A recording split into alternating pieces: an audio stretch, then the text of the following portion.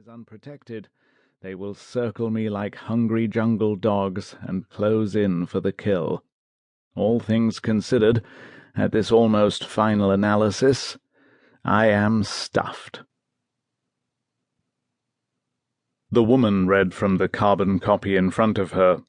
The sheet was of such proportions as to defy filing, and of such poor quality that it was almost inevitable the words would be sucked back into the fibres like invisible ink returning whence it had emerged.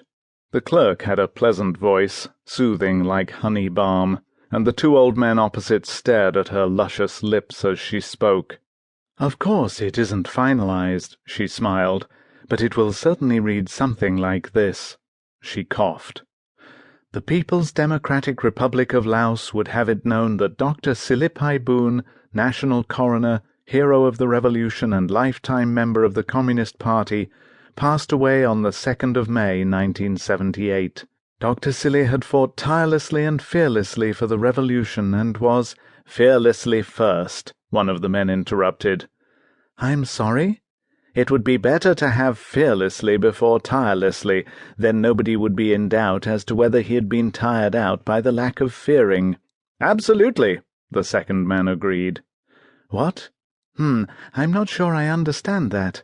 But the girl conceded the point and made a note on the pad beside her. "I'll mention it to Comrade Sisavi. It is only the first draft, but to tell the truth, we called you in to check on the factual rather than the syntactical elements of the eulogy.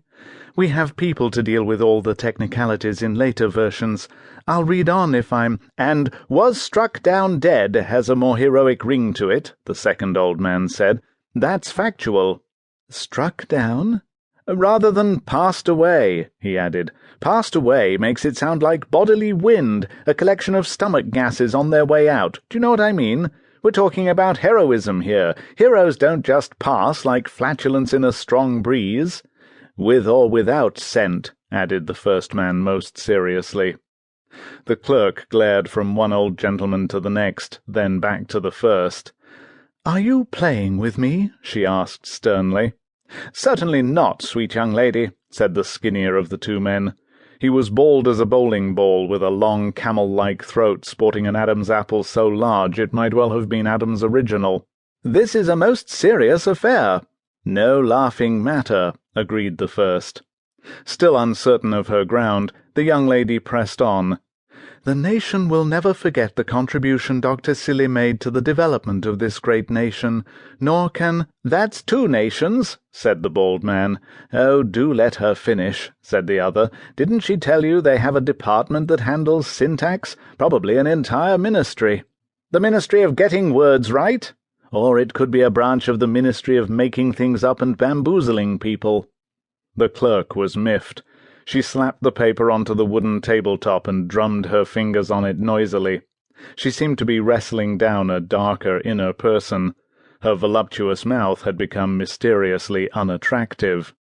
"I don't think either of you appreciate what a great honor this is," she said at last. Her eyes watered. "Anybody else would be proud. Dr. Sili, I'm particularly disappointed that you would take all this so lightly. Given your record, it's a wonder your name is on the list at all." Sili raised the thickets of coarse white hair he called eyebrows, and scratched at his missing left earlobe. "To be fair, you're not giving me much time," he said. "How can I take life seriously when I'm forced to squeeze all those remaining pleasures into a mere 12 days? And look at this, you're passing me away on my birthday of all occasions, the happiest day of the year." "That's odd, Doctor," she said through clenched teeth. "I thought I had explained myself very clearly." "Tell him again," said the ex-Politburo member civilly. "He's elderly." "As I said," she began slowly, "the actual date of your death will be filled in later." "In the event of it?" Sili said. "Exactly." "So you aren't actually expecting me to—" "No." The transparent northeastern skin of her neck revealed an atlas of purple roads heading north in the direction of her cheeks. The men admired her composure as she took a deep breath and continued.